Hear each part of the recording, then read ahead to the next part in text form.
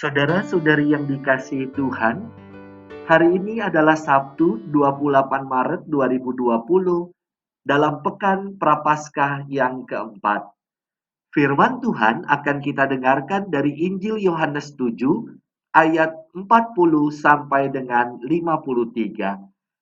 Marilah kita siapkan hati kita untuk bersama-sama mendengarkan firman Tuhan hari ini.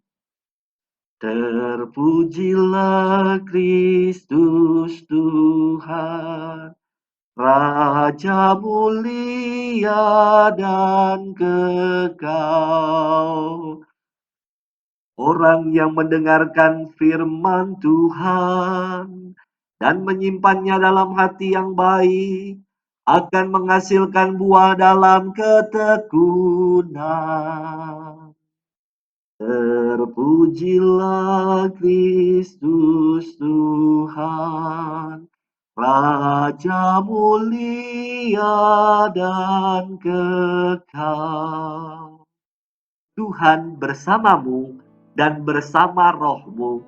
Inilah Injil Yesus Kristus menurut Santo Yohanes. Dimuliakanlah Tuhan. Yohanes 7 ayat 40 sampai dengan 53. Kali peristiwa, Yesus mengajar di Yerusalem. Beberapa di antara orang banyak yang mendengar perkataan Yesus berkata, "Dia ini benar-benar nabi yang akan datang." Yang lain berkata, "Ia ini Mesias." Tetapi yang lain lagi berkata, "Bukan, Mesias tidak datang dari Galilea." Karena kitab suci mengatakan bahwa Mesias berasal dari keturunan Daud dan dari kampung Bethlehem, tempat Daud dahulu tinggal. Maka timbullah pertentangan di antara orang banyak karena Yesus. Beberapa orang di antara mereka mau menangkap dia, tetapi tidak ada seorang pun yang berani menyentuhnya.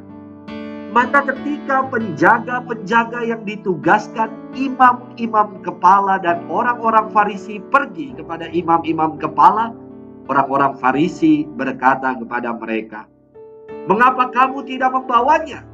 Jawab penjaga-penjaga itu, "Belum pernah seorang manusia berkata seperti itu." Jawab orang Farisi itu kepada mereka, "Adakah kamu juga disesatkan? Adakah seorang di antara pemimpin-pemimpin yang percaya kepadanya? Atau seorang di antara orang-orang Farisi?" Orang banyak itu tidak mengenal hukum Taurat. Terkutuklah mereka. Nikodemus, seorang dari mereka yang dahulu telah datang kepada Yesus, berkata kepada mereka, "Apakah hukum Taurat kita menghukum seseorang sebelum ia didengar? Dan sebelum orang mengetahui apa yang telah dibuatnya?" Jawab mereka, "Apakah engkau juga orang Galilea? Selidikilah kitab suci, dan engkau akan tahu bahwa tidak ada nabi yang datang dari Galilea." Lalu mereka pulang masing-masing ke rumahnya. Demikianlah Injil Tuhan. Terpujilah Kristus. Saudara-saudari yang terkasih dalam Tuhan, saya teringat pesan Bapak Uskup Antonius Bunyamin, Uskup Bandung, beberapa waktu yang lalu, yang menyatakan, "Marilah kita upayakan terus social distancing untuk mengatasi penyebaran virus, seraya mewujudkan social care and love untuk mengembangkan persaudaraan sejati dan melindungi terutama mereka yang rentan.